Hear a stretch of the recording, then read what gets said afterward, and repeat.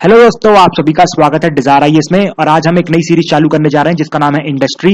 और ये इस इंडस्ट्री का लेक्चर नंबर 1 है। आप सब जानते हैं पिछले कुछ सीरीज में हमने एग्रीकल्चर, फिस्कल सिस्टम, टैक्सेशन और भी बड़े बड़े इंपॉर्टेंट चैप्टर कंप्लीट किए, like for example banking, monetary policy, inflation. तो हमारा मेजर इकोनॉमिक्स लगभग कंप्लीट होने की राह पर है। मतलब अप्रोक्सीमेटली इंडस्ट्री को मिला के हमारा 80 to 85% of the economics complete हो जाएगा। इसके बाद बस थोड़े बहुत फ्रेंचेस टॉपिक बचेंगे, like WTO, IMF, world bank, ठीक है, फॉरेन ट्रेड एंड इन्वेस्टमेंट। ये सब चीजें हम कंप्लीट करके फाइनली अपना इकोनॉमिक्स की सीरीज का एंड करेंगे। फाइन। अब इस सीरीज में हमें क्या क्या पढ़ना है, मतलब इंडस्ट्री में हमें ये सब चीजें पढ़ना है। Industry is a very small topic, बस यहाँ पर हमें ये जानना है कि इंडस्ट्री में कितने पार्ट्स होते हैं, लाइक मैन्युफैक्चरिंग, माइनिंग और ये सब चीजें क्या होती हैं, कि कौन सा ज्यादा लेबर इंटेंसिव होता है। फिर इंडिया की जो इकोनॉमी है वो ग्रो मतलब जॉबलेस इकोनॉमी क्यों कहा जाता है। फिर जो आफ्टर इंडिपेंडेंस इंडिया ने कौन सी पॉलिसी कैसे अडॉप्ट की। फिर इसके बाद हमें ये भी जानना है कि कौन कौन से रीजन है जिसकी वजह से हमारी इंडस्ट्रीज फेल कर गई। फिर गवर्नमेंट ने क्या क्या स्टेप्स लिए अपनी इंडस्ट्रीज को रिवाइव करवाने के लिए। फिर अभी जो नए कुछ इनिशिएटिव है, लाइक एमएसएमईज है, मुद्रा है, एसईजेड है, एनआईएमजेड है, ये सब क्या है। फिर फाइनली एट द एंड 1991 की जो लिबरलाइजेशन वाली policy, LPG, new economic policy हम कहते हैं, वो पढ़ना और उसके इम्पैक्ट पढ़ना। मतलब आप कह सकते हैं हम 3 से 4 लेक्चर में ट्राई करेंगे इंडस्ट्रीज को जल्द से जल्द कंप्लीट कर ले।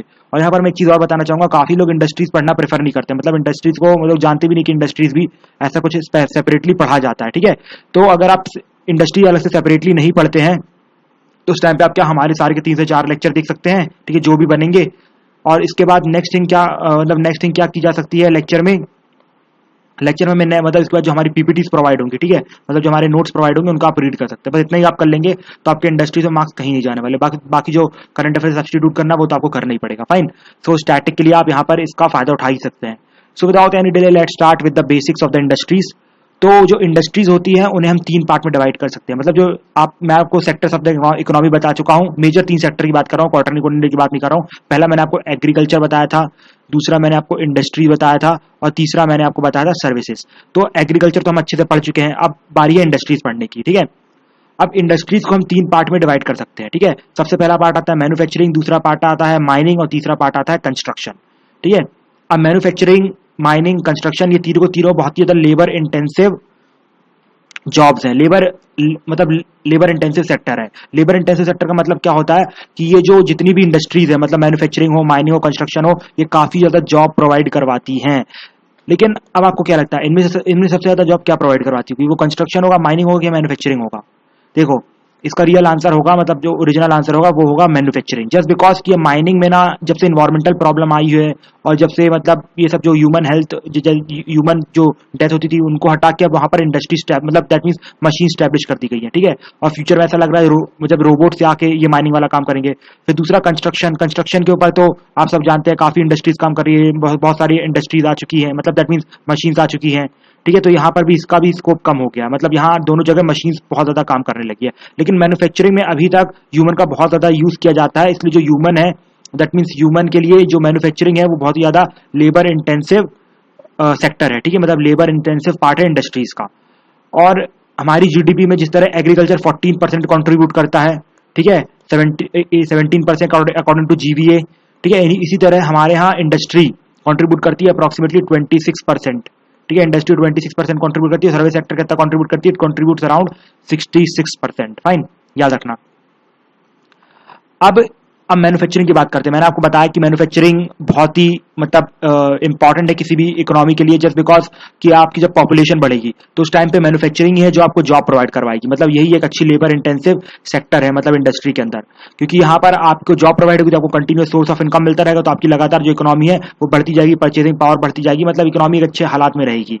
लेकिन प्रॉब्लम क्या है, इंडिया में जो manufacturing contribute only about 15 to 16%। ठीक है, सिर्फ और सिर्फ 15 से 16% ही कॉन्ट्रीब्यूट करती है। बल्कि हम चाइना या फिर अमेरिका, नॉट अबाउट अमेरिका तो काफी अब मतलब सर्विस सेक्टर में जा चुका है, बट चाइना जैसी कंट्री जो कि इंडिया के बराबर है, मतलब इंडिया से बहुत आगे है, मतलब डेवलपिंग इकोनॉमी है, उनके यहाँ मतलब मैन्युफैक्चरिंग का जो दैट मीन शेयर है वो मोर देन 40% है। मतलब अभी ऐसा प्रेजेंटली कहा जा रहा है कि मैन्युफैक्चरिंग का शेयर 50% पहुंच चुका है, इसलिए चाइना को मैन्युफैक्चरिंग हब कहा जाता है। ठीक है, इसलिए वहां पर इतनी जॉब्स की प्रॉब्लम नहीं है। ठीक है, वहां पर जॉब बहुत ही इजीली मिल जाती है, लोग एटलीस्ट वहां मरते नहीं है, भले लेबर वाली जॉब नहीं, लेकिन एटलीस्ट लोग मर तो नहीं रहे। यहाँ पर तो जॉब की प्रॉब्लम है, फैक्ट्रीज नहीं है। ठीक है, तो ये सब प्रॉब्लम है। अब हमें यहाँ पर जानना होगा कि यहाँ इंडिया में जॉब्स कम क्यों रहती है।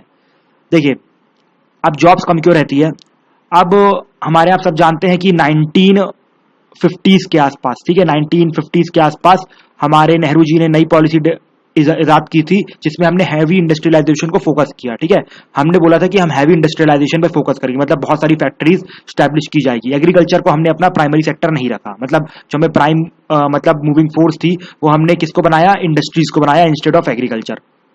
फाइन। तो अब लेकिन क्या हुआ, 1917-80s में बहुत करप्शन होने लगा, मतलब जो इंडस्ट्रीज थी एक तरीके से डूबना चालू हो गई, सोशलिस्ट ट्रेंड था हमारी इकोनॉमी का, जिसकी वजह से क्या हुआ कि अब हमें मूव तो क्या करना था कि हमें अपने जो मतलब एग्रीकल्चर दैट मीन्स इंडस्ट्रीज उसको पीक पे ले जाना था, लेकिन हम उसे पीक पे नहीं ले जा पाए। उसकी जगह हमारे यहाँ 1991 में बीओपी क्राइसिस आ जाती है, मतलब बैलेंस ऑफ पेमेंट क्राइसिस हो जाती है, जिसकी वजह से हमारे पास बिल्कुल भी फॉरेन एक्सचेंज मतलब फॉरेक्स रिजर्व नहीं बचता है, और उसके लिए हमें जाना पड़ता है आईएमएफ के पास। आईएमएफ बोलता है कि जब हम आपको लोन तो देंगे लेकिन हमारी कंडीशन ये है कि आपको हमारी कुछ कंडीशन फुलफिल करनी पड़ेगी। तो गवर्नमेंट ऑफ इंडिया बोलती है ठीक है चलो बताओ, तो वो लोग बोलते हैं कि आपको लिबरलाइजेशन की पॉलिसी अडॉप्ट करनी पड़ेगी। लिबरलाइजेशन की पॉलिसी में क्या रहता है कि आपको अपना पूरा जो सेक्टर रहता है वो खोलना पड़ता है। पहले जब हमने हैवी इंडस्ट्रियलाइजेशन में फोकस किया तो जितनी भी इंडस्ट्रीज थी, आयरन स्टील और जितनी भी बड़ी बड़ी इंडस्ट्री थी वो सब सिर्फ गवर्नमेंट डेवलप करेगी। ठीक है, यही रीजन था जिसकी वजह से हमारी जो इंडस्ट्री थी वो डिक्लाइन करती गई, क्योंकि गवर्नमेंट के पास ज्यादा पैसे भी नहीं बचते थे, बहुत जगह इधर उधर खर्च करना पड़ता था और पूरा एडमिनिस्ट्रेशन भी बहुत कबड़ा टाइप का चल रहा था। ठीक है, तो फिर फाइनली अब 1991 में आईएमएफ ने बोला कि सर आप अपनी इंडस्ट्रीज खोल दो, मतलब आप सिर्फ आप गवर्नमेंट डेवलप नहीं करेगी, हम भी मतलब बाहर से प्राइवेट इन्वेस्टर आएंगे वो भी डेवलप करेंगे, हमें तो पैसे की जरूरत थी तो अब हमें खोलना ही पड़ा। जिसकी वजह से क्या हुआ कि हम इंडस्ट्री को ढंग से डेवलप नहीं कर पाए और उसकी जगह सर्विस सेक्टर में मूव कर गए। ठीक है, इंडस्ट्री की जगह कहाँ मूव कर गए, हम सर्विस सेक्टर में मूव कर गए।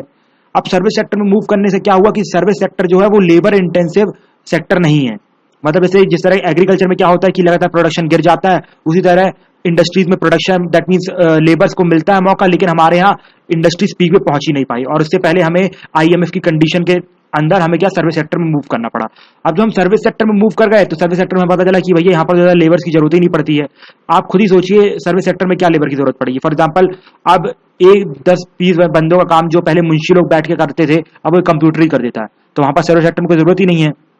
ठीक है, और ऊपर से ये जो सर्विस सेक्टर की जो पैसे रहते हैं, मतलब जो सर्विस सेक्टर रहता है वो कभी भी मतलब स्टेबल नहीं रहता किसी भी इकोनॉमी में। फॉर एग्जांपल अभी हमारा सर्विस सेक्टर इतना अच्छा क्यों है एज कंपेयर टू, अगर आप देखें हमारा जो सर्विस सेक्टर है वो कुछ यूरोपियन कंट्रीज के बराबर का है, मतलब वो तो डेवलप्ड है और हम डेवलपिंग इसके बाद भी हमारा सर्विस सेक्टर इतना डेवलप है। उसका रीजन ये है जस्ट बिकॉज हमारे यहाँ लेबर चीप है। ठीक है, लेबर चीप है, लेबर चीप होने की वजह से क्या होता है कि बहुत ही आराम से लेबर लोग सस्ते में भी जॉब करने को तैयार। फॉर एग्जांपल इंजीनियर्स की बात करें, आजकल इंजीनियर्स 15-15 हजार में भी अपने आप को रखने को तैयार हो जाए, मतलब आप बोलते हैं 15 के भी दे दो तो we are ready to offer you सब जॉब्स। ठीक है, सो इस टाइप से कुछ काम चल रहा है, मतलब सर्विस चीप थी, मतलब हमारा लेबर चीप था, जिसकी वजह से हमारा सर्विस सेक्टर बहुत जल्दी डेवलप कर गया। और सर्विस सेक्टर लेबर इंटेंसिव नहीं है बिकॉज यहाँ पर ज्यादा काम किसके द्वारा किया जाता है, मशीन के द्वारा किया जाता है। लेकिन फिर भी हमारे यहाँ सोचो 66% सर्विस सेक्टर कंट्रीब्यूट करता है, लेकिन कुछ तो जॉब बची होंगी ना, हाँ जी जॉब तो बची है, लेकिन अब ये जॉब बची है लेकिन ये सिर्फ और सिर्फ स्किल्ड पर्सन के द्वारा दैट मीन्स फिलअप की जा सकती है, मतलब जिसको थोड़ा बहुत कंप्यूटर नॉलेज हो और ये सब थोड़ी बहुत स्किल हो। ठीक है, अब आप सब जानते हैं इंडिया में तो इतनी स्किल है नहीं, सब बेचारे गरीब लोग हैं, कुछ ज्यादा खाना पीने को भी था नहीं। अब क्या करें, मतलब यहाँ पर मतलब ये लोग सर्विस सेक्टर में आ भी नहीं पाए, इंडस्ट्री डेवलप हो नहीं पाई और एग्रीकल्चर में लोग रुक नहीं सकते बिकॉज एग्रीकल्चर में प्रॉफिट कम हो जाएगा, जिसकी वजह से हमारे यहाँ क्या हुआ, ग्रोथ तो हुई, मतलब सर्विस सेक्टर ने अच्छी पकड़ पकड़ी, लेकिन प्रॉब्लम क्या हो गई, ये जो सर्विस सेक्टर ने पकड़ पकड़ी इसमें जो एम्प्लॉयमेंट कम से कम मिली, बिकॉज यहाँ पर लोगों के पास ना ही क्या बोलते हैं स्किल नहीं थी, स्किल मतलब कंप्यूटर की नॉलेज नहीं थी, ये सब नहीं था, जिसकी वजह से बहुत लॉस हुआ।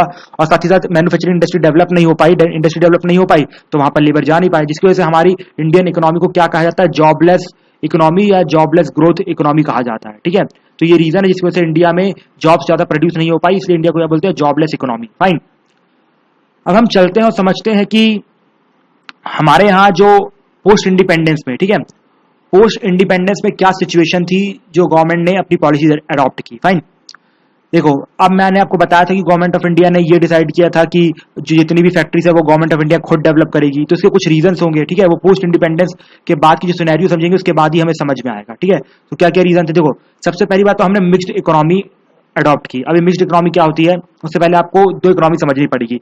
एक इकोनॉमी होती है कैपिटलिस्टिक इकोनॉमी और दूसरी इकोनॉमी होती है सोशलिस्टिक इकोनॉमी।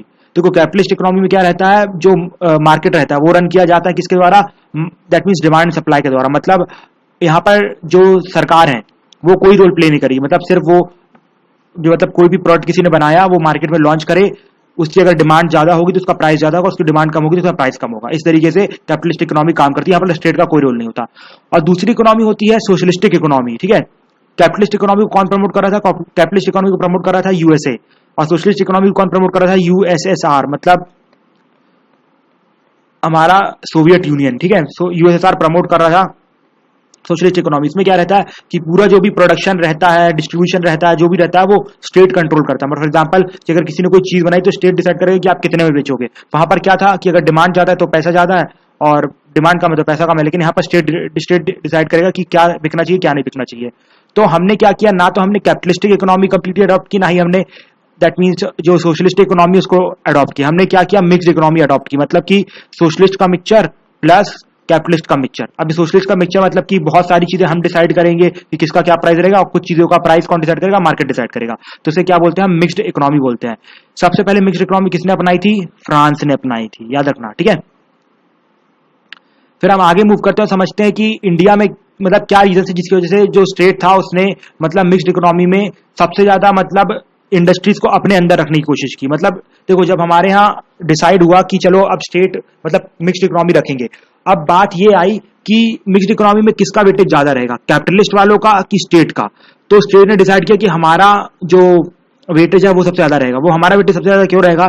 जस्ट बिकॉज कि देखो, प्राइवेट इन्वेस्टमेंट के लिए कोई भी हमारे यहाँ इतना बड़ा अभी इन्वेस्टर था नहीं कि मतलब आयरन स्टील इंडस्ट्री डेवलप करे। मुश्किल से एक या दो आयरन स्टील इंडस्ट्री डेवलप थी, मतलब उस टाइम पे जब हमें इंडिपेंडेंस मिली थी, और साथ ही साथ ऐसा कोई था भी नहीं जो इतनी सारी इंडस्ट्री डेवलप कर सके, ठीक है, पहला रीजन।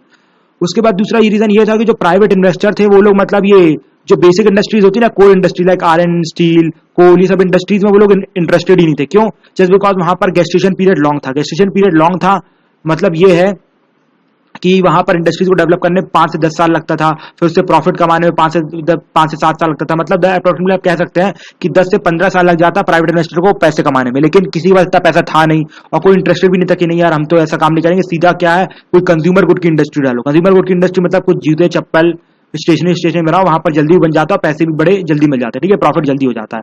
तो उन्होंने ये सोचा। अब मतलब गवर्नमेंट के लिए समझ सकते हैं, मतलब गवर्नमेंट के पास कोई ऑप्शन ही नहीं था कि मतलब कुछ और किया जाए। गवर्नमेंट के पास सीधे सिर्फ एक ही ऑप्शन था कि सिंपल सा हम ही अब इंडस्ट्री को डेवलप करें। तो finally at the end government ने डिसाइड किया कि इंडस्ट्रीज को हम ही डेवलप करेंगे। और लेकिन गवर्नमेंट ने फिर प्राइवेट इन्वेस्टर क्यों अलाउ किए? देखो, गवर्नमेंट ने प्राइवेट इन्वेस्टर से अलाउ किए कि जो कंज्यूमर गुड्स थे, फॉर एग्जांपल जूते चप्पल स्टेशनरी, इन सब पे कंज्यूम मतलब इन सब के लिए इनके पास पैसे थे और लोग इंटरेस्टेड भी थे, इसलिए गवर्नमेंट ने बोला कि आप उस सेक्टर में चलिए, लेकिन जो मेजर पार्ट रहेगा, जो स्ट्रेटेजी सेक्टर, वो हमारे पास रहेगा। और गवर्नमेंट ने इसलिए भी प्राइवेट इन्वेस्टर को अलाउ किया था जस्ट बिकॉज कि उनके पास एक्सपर्टीज नहीं थी। मतलब आप सोच सकते हैं कि मतलब जो लॉयर थे उस टाइम के, मतलब पंडित नेहरू जैसे लोग जिन्होंने पॉलिसी डेवलप की, क्या उनके पास कोई एक्सपर्टीज होगी इंडस्ट्री चलाने की? No chance. तो वहां पर हमें कुछ ना कुछ ऊपर से जो उस टाइम के सिविल सर्वेंट्स थे उनके पास भी कोई नॉलेज नहीं थी इंडस्ट्री चलाने की, क्योंकि वो तो सिर्फ ब्रिटिश गवर्नमेंट को सर्व करते थे। तो इसलिए यहाँ पर हमने प्राइवेट इन्वेस्टर को भी रखा, क्योंकि हम इसे बोर्ड ऑफ डायरेक्टर में रख सके और आराम से मतलब प्राइवेट इन्वेस्टर का हेल्प ले सके, ठीक है, एक्सपर्टीज की वजह से। तो इस पोस्ट इंडिपेंडेंस के बाद कुछ इस तरीके से हमने अपनी इंडस्ट्री डेवलप की। लेकिन हमारी इंडस्ट्री, मैं आपको पहले बता चुका हूँ, डेवलप नहीं हो पाई। उसके कुछ रीजंस थे जो कि हम जानते हैं कि क्या क्या रीजंस थे। रीजंस बड़े सिंपल थे।